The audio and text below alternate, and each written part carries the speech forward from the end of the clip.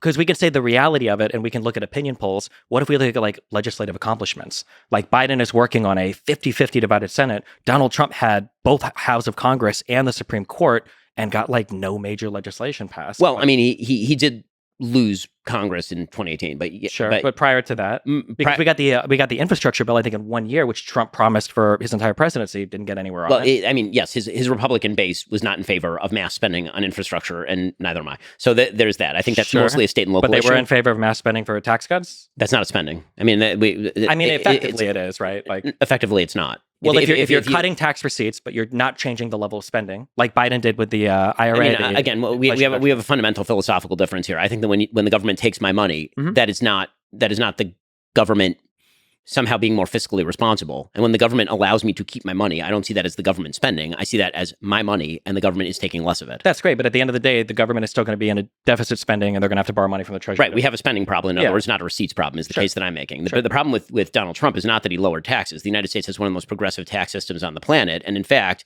if you wish to have a European-style social welfare state, what you actually need is to tax the middle class to death.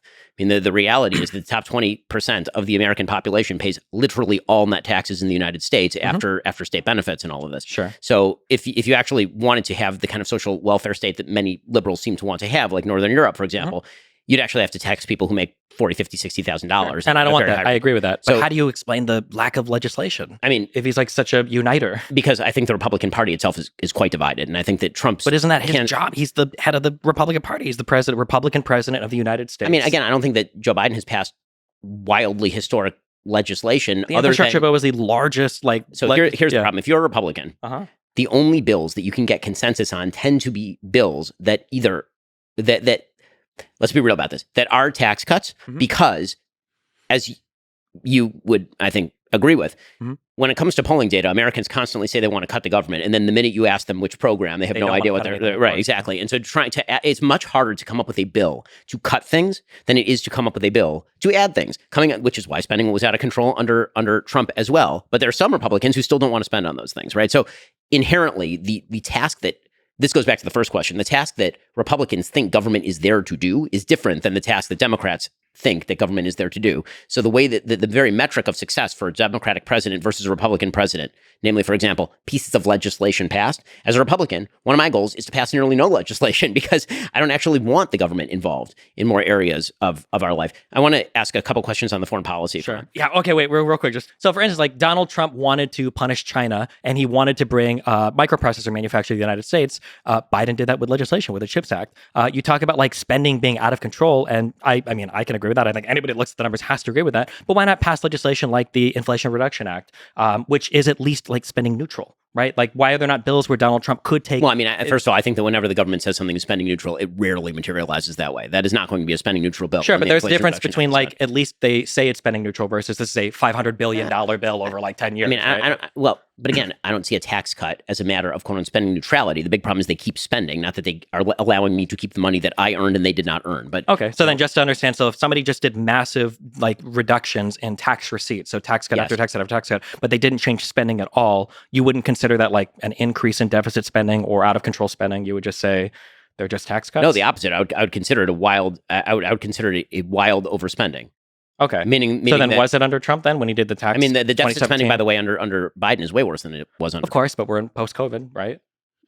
COVID ended effectively. I mean, you live in Florida. COVID effectively ended in the state of Florida by the middle of 2021. Yeah, I mean, even if you're a vaccine fan, by like April, May of 2021, there was wide availability of vaccines, whether or not you like the vaccines. Yeah. And at that point, we were done. I agree, but like we're in a post, like how many trillions of dollars have been dumped in worldwide that are like leading to inflation, right? The inflation is like a worldwide issue right now because of the economy shutting down for a year or two. It's not like those effects are gone in 1 year, right? COVID might be gone, but the after effects of all the stimulus spending and the unemployment and everything else. The definition of inflation is too much money chasing too few goods. So pouring more money on top of that makes for more inflation. That's what it does. Sure, I agree. But like there's also the definition of when do you deficit spend is when economies are headed for recessions, right? Rather than when economies are doing really well, like they were under Trump and he was deficit spending. Whereas Biden can at least make the argument that I ought to be deficit spending because the economy is heading for potential recession. Right? So here's the thing. I don't think that the economy was actually headed for recession.